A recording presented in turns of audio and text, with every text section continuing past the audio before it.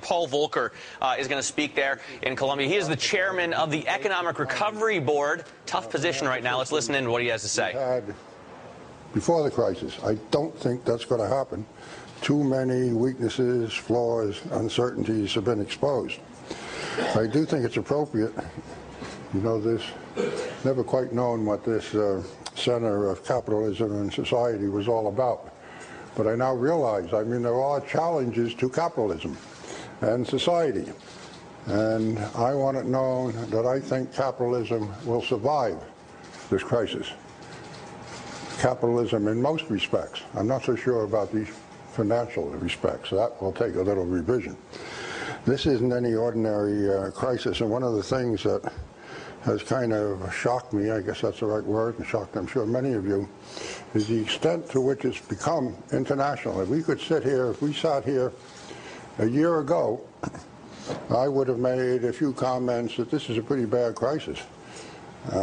Maybe the mother of all financial crises in the United States, but the rest of the world's doing pretty well, and so long as the rest of the world holds up, for various reasons, including great growth in American exports, maybe we'll get through this crisis without too much damage.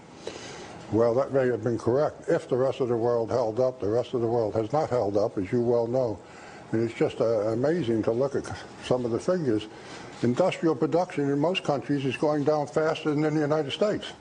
And it's been going down very fast in the United States in recent months. You're down 10% or more right around the world in the last 6 months, which is I don't remember any time, maybe even in the Great Depression, when things went down quite so fast, quite so uniformly around the world. Obviously, in level, we're way above where we were back in the 1930s. But I think that, you know, we are reached the point where one aspect of capitalism, which I will call relatively unbridled financial markets operating on a global basis, has broken down. And it's broken down in a way that I don't think it can be replicated in the form that it took earlier. It's broken down right in the face. I don't think it's too much to say. In the face of when you became part of the Federal Reserve, in the face of all expectations of almost all policy and intellectual analysis, said this is a great thing, these free and open markets, and the thought that it would be so damaging to economic growth and stability right around the world was not in people's minds. Now I hear, and you hear, that this is, well, you know, kind of dismissed. This is a terrible thing, but happens only once every 100 years, or it's a black swan, or a fat tail. I never quite. For reasons maybe I don't want to go into, the description of a fat tail reflects a kind of analysis that isn't appropriate. They think that financial markets follow normal distributions. And I won't go into this forever, but the one remark I will leave with you is, if you think financial world follows a normal distribution pattern, like a law of physics, you, I don't know, if you think that, you're a financial engineer, but you're not a very good financial analyst.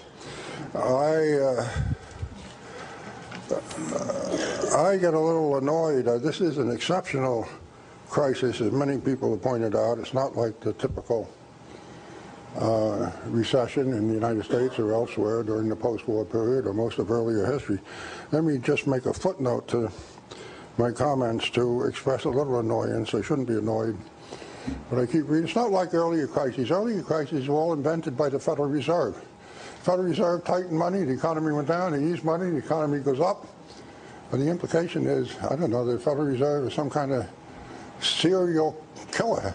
I mean, it's a psychopath out there, and you would have thought that, you know, business cycles never existed before there was a Federal Reserve or a central bank.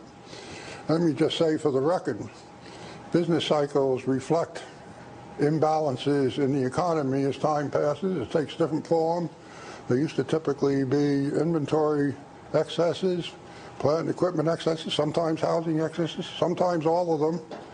money got tight because of the imbalances of the economy and the implications of that for the future. And if you didn't do something to deal with it, you would have a worse recession in the end. And I mean, that brings me back to the present.